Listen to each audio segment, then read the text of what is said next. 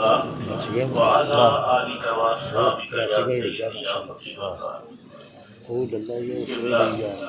سب سب نے جو بیان فرمایا ہے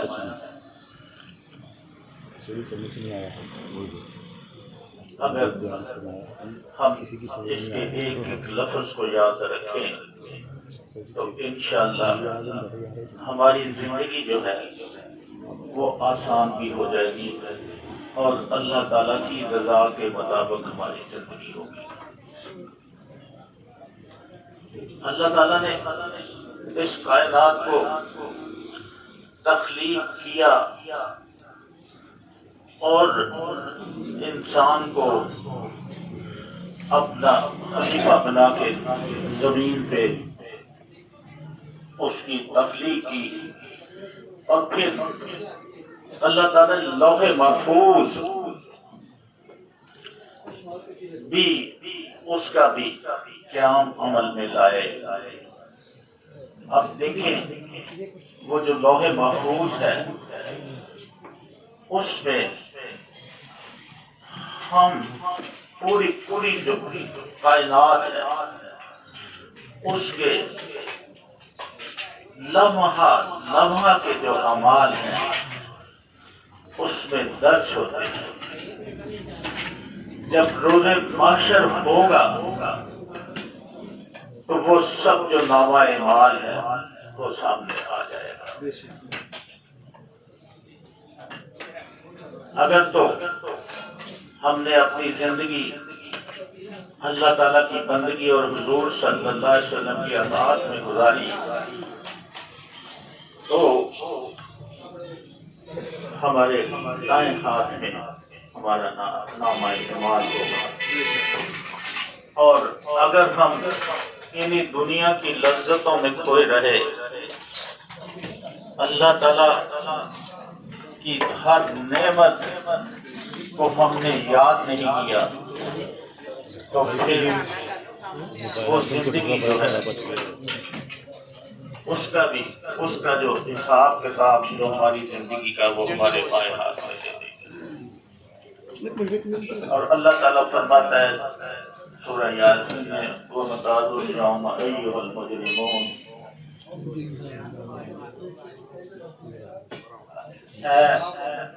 اے مجرموں آج میرے دوستوں سے الگ ہو جاؤ۔ اے مجرموں آج تم میرے دوستوں سے الگ ہو جاؤ۔ اللہ اکبر، وہ جو الگ ہونے والے ہیں ان کا کون سا مقام ہوگا؟ دوزخ مقام ہوگا۔ اللہ تعالیٰ ہمیں ایسی زندگی عطا فرمائے آمین جو اس کی رضا کے مطابق ہو۔ یہ سب ایک میں عرض کرتا ہوں کہ انسان کی زندگی کا ہر لمحہ اس کے لیے تجربہ کی حیثیت رکھتا ہے۔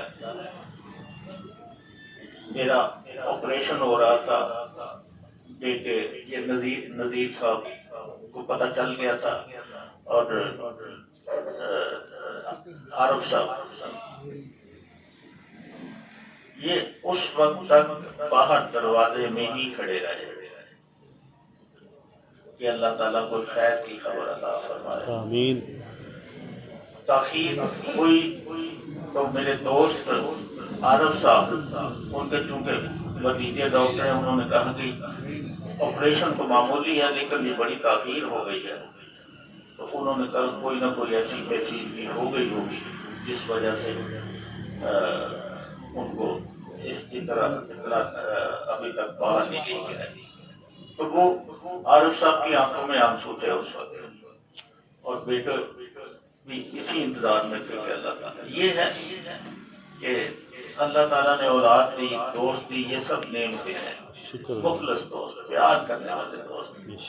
آپ حضور صلی اللہ علیہ وسلم اور اللہ تعالیٰ کی رضا کے لیے اس درود محل میں رہتے ہیں، تو یہ ایک ایسا عمل ہے انشاءاللہ اس وقت بھی ہمارے لبوں پہ درود پاک ہوگا انشاءاللہ۔ میں ہمیشہ یہ کہا کرتا ہوں کہ میری جو حیثیت ہے وہ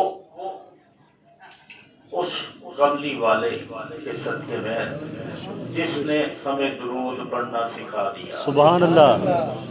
یہ درود محل بنا دیا. بے شک. پھر آپ جیسے پیارے پیارے دوست جو میری جان کے ساتھ میری سانسوں کے ساتھ جیتے ہیں. میں آپ کو بہت بڑا سرمایہ سمجھتا ہوں. سبحان اللہ. میں ہر دوست میرے لیے بڑا ہی عزت والا ہے، مقام والا ہے. اور یہ جو بچے ہیں یہ ہمارے اپنے ہی بچے ہیں، یہ کوئی غیر تھوڑی ہیں، مسلمان ہیں. مسلمان ہیں، یہ پوری فیملی ہے. سبحان اللہ. ہمیں اس فیملی کے ساتھ ہی یہاں بھی آتے ہیں اور وہاں بھی اس فیملی کے ساتھ انشاءاللہ بارگاہ عالیہ میں پیش ہوں گے. تو پھر وہ تو جانتے ہیں حضرت غوث اعظم دستگیر رحمۃ اللہ رضی اللہ تعالیٰ عنہ، انہوں نے سر پہ ہاتھ رکھ کے بتایا کہ تیرے دل میں یہ ارادہ ہے، یہ تو پوچھنے آئے، یہ تو پوچھنے آئے. تو کیا جو سب سے بڑی ذات اللہ تعالیٰ کی اور اس کے بعد آقا دو جہان سرور صلی اللہ علیہ وسلم کی، جن کے لیے جس نے کائنات بنائی اور جن کے لیے کائنات بنائی گئی، کیا وہ نہیں سب کچھ جانتے؟ تو وہ سب کچھ جانتے ہیں. تو اگر تنہائی میں بھی عبادت کریں، تنہائی میں بھی عبادت کریں تو اسی طرح کرتے ہیں آپ کہ جیسے ہمیں دیکھ رہا ہے. مسجد میں جاتے ہو سکتا اس وقت ہمارے دل میں یہ خیال ہو کہ یار میں مسجد میں جا رہا ہوں، لوگ دیکھ رہے ہیں کہ میں نمازی ہوں، ہر پرہیزگار ہوں. لیکن جب رات کے نوافل میں انسان وہ اس کا تو تذکرہ بھی نہیں کرنا چاہیے، کیونکہ تذکرہ اس میں یہاں پہ کرنا چاہیے کہ اسے جان کے کوئی دوسرا بھی اس پہ عمل کرے. اس لیے نہیں کرنا چاہیے تذکرہ کہ میں تہجد گزار ہوں. نہیں، اگر ہمارے دل میں یہ بات آ گئی کہ میں تہجد بھی پڑھتا ہوں، میں اشراق بھی پڑھتا ہوں، سارا کچھ کرتا ہوں، اس سے گناہ نہیں ہوتا. تو یہ جو نہ تہجد قائم آئے گی، نہ نمازیں قائم آئے گی، صرف سچائی کی بات ہے اور خلوص کی بات ہے جو ڈاکٹر صاحب نے بتا دی کہ اس حضور صلی اللہ علیہ وسلم کی ذات مبارکہ سے جو چیز بھی جڑی ہوئی ہو، اس میں بلا تردد جو حضور صلی اللہ علیہ وسلم کا عاشق ہے وہ اس پہ اسی وقت کہتا ہے کہ یہ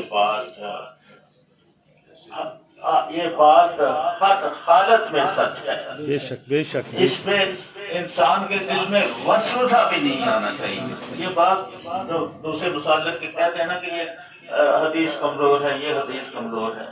ارے بھائی، جنہوں نے ان حدیثوں پہ کام کیا ہے، کئی ماں پیدل چل کے جا کے انہوں نے یہ سارا مجموعہ کیا. تو پھر جہاں پہ حضور صلی اللہ علیہ وسلم کا ذکر مبارک ہے تو پھر اس پہ ہمیں کیوں نہیں ایمان کرنا چاہیے. ایمان اسی حالت میں قائم رہتا ہے کہ اللہ تعالیٰ کی وحدانیت پہ اور حضور صلی اللہ علیہ وسلم کی رسالت، وہ آخری نبی ہیں، ان پہ دین مکمل ہو گیا. بے شک. اور قرآن پاک جاتے ہوئے کیا فرما گئے تھے؟ میں آپ کے لیے دو چیزیں بتا رہا ہوں، اسی طرح ایک قرآن پاک اور دوسری سرکار کی حدیث. اللہ. تو یہ ہم ہر لمحہ سیکھتے ہیں اور سیکھنا چاہیے. ایک پڑھنا ہوتا ہے، ایک سیکھنا ہوتا ہے. قرآن پاک پڑھتے ہیں، ٹھیک ہے، اللہ تعالیٰ آ جاتے ہیں، لیکن جب اس کو سیکھتے ہیں کہ اس میں کیا لکھا ہے، یہ اللہ تعالیٰ ہمیں کیا حکم دے رہا ہے، تو یہ ہوا سیکھنا. پھر جب ہم سیکھتے ہیں تو اللہ تعالیٰ اس کی اجر میں کئی گنا اضافہ فرما دیتا ہے. اللہ تعالیٰ ہم سب کو اپنے محبوب صلی اللہ علیہ وسلم کی عظمت کے صدقے ایمان والا، اخلاق والا، سچائی والا، خلوص والا اور منافقت سے دور، حسد سے دور، جیسے اپنے آپ کو باہر سے پیش کرتا ہے اسی طرح اس کا اندر بھی ہو جائے. تو یہ سمجھے کہ انسان خود اپنے آپ سے سوال کرے کہ بندے اگر اب یہ عمل کر رہا ہے کیا یہ تیرے لیے مناسب ہے؟ اگر تو اس کا دل جس طرح اگر تو اس کا دل کہتا ہے کہ نہیں بھی یہ تیرے لیے مناسب نہیں ہے تو اس کا مطلب اللہ تعالیٰ ہو گیا. اگر وہ کہتا ہے کہ نہیں یار بالکل یہ ٹھیک ہے میرا فائدہ فائدہ کہ اللہ تعالیٰ نہیں دینا یہ وہی ذات سے تقویٰ ہے گا کہ کبھی نقصان ہو نہیں سکتا. اللہ تعالیٰ توفیق عطا فرمائے. ایک مرتبہ سورہ فاتحہ 3 مرتبہ سورہ اخلاص اور